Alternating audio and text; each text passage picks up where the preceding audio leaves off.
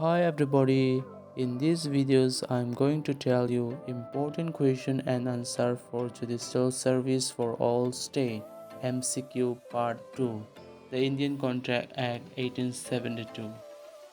Okay, well, let's get started. The first question is the leading case Balfour versus Balfour relate to option A capacity of the parties, B acceptance of offer, C communication, D intention to contract. The right answer is D intention to contract. Question number 2.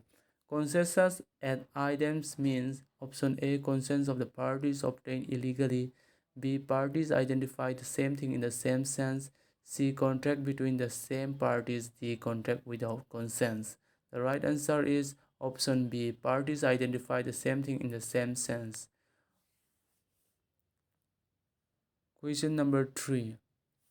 The decision in Mohori Bibi versus Darmudas Goose was related to the offer and its communication, B. Acceptance and its communication, C. Undue influence, D. Capacity of the minor to enter into contract. The right answer is option D. Capacity of a minor to enter into contract.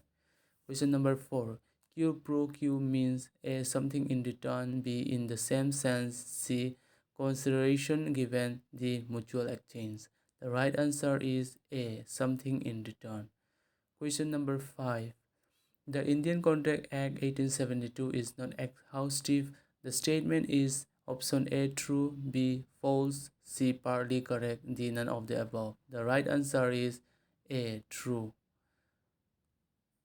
Question number 6. Q facet per alium facet per C means option A creation of an agency by ratification, B. Appointment as sub-agent, he who does anything by another does it himself, C. He who does an act through another does it himself, D. None of the above. The right answer is C. He who does an act through another does it himself. Question number 7.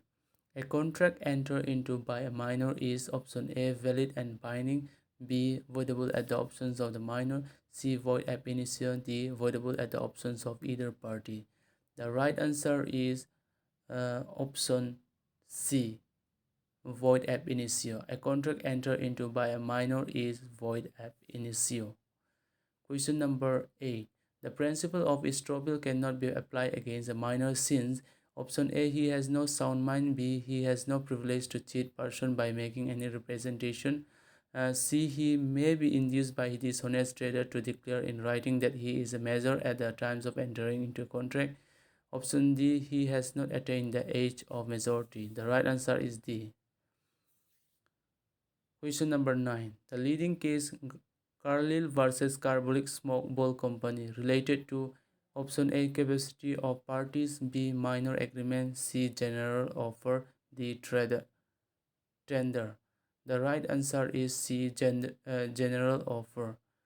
Question number 10. The well-known case Kedar Nath versus Gauri Muhammad related to option A doctrine of frustration, B consideration, C minor contract, D fraud. The right answer is option B consideration. Question number 11. A contract through telephone is considered concluded at the place where acceptance is heard. In which of the following case it was held? A.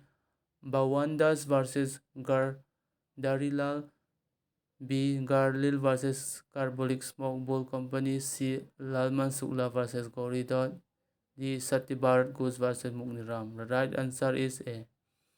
Question number 12. Whether all agreements made without consideration are void. Option A no, B yes, C no if permission from court obtained, D none of the above. The right answer is no. Whether all agreements made without consideration are void. No. Question number 13. Which one is not a remedy for breach of contract? A. Damage, B. Injunction, C. Fine, D. Specific performance. The right answer is C. Fine. Question number 14. A contract of indemnity is option A contingent contract, B waivering contract, C quasi contract, D void agreement. The right answer is A. A contract of indemnity is contingent contract. Question number 15. Promissory estoppel is sometimes spoken of as a substitute for A. Novation, B. Quasi-contract, C. Consideration, D. Coercions. The right answer is Option B. Quasi-contract. Promissory estoppel is sometimes spoken of as a substitute for quasi-contract. Question number 16. A quasi-contract, option A, has only a legal obligation, B is an agreement, C is a contract, D none of the above. The right answer is A. A quasi-contract has only a legal obligation. Question number 17. A agreed to pay B a sum of money if B married C. However, C married D. The agreement is A void, B voidable, C legal, D illegal. The right answer is void. A agreed to pay B a sum of money if B married C. However, C married D. The agreement is void. Question number 18. A contingent contract is a valid contract, voidable contract, contract void ab initio, contract which become void when the event become impossible. The right answer is D. Contract which become void when the event become impossible. Question number 19. A contract to pay to B raise 1,000 if B house is burned. This is a contingent contract, recurring contract, voidable contract, none of the above. The right answer is A. Contingent contract. Question number 20. The last question. A contract of life insurance, the performance of which depend upon a future event, fall under the category of A. Contract of indemnity, contract of guarantee, contingent contract, special types of contract. The right answer is option C, contingent contract. So if you like my channel, please kindly subscribe to my channel. See you in the next class. Thank you.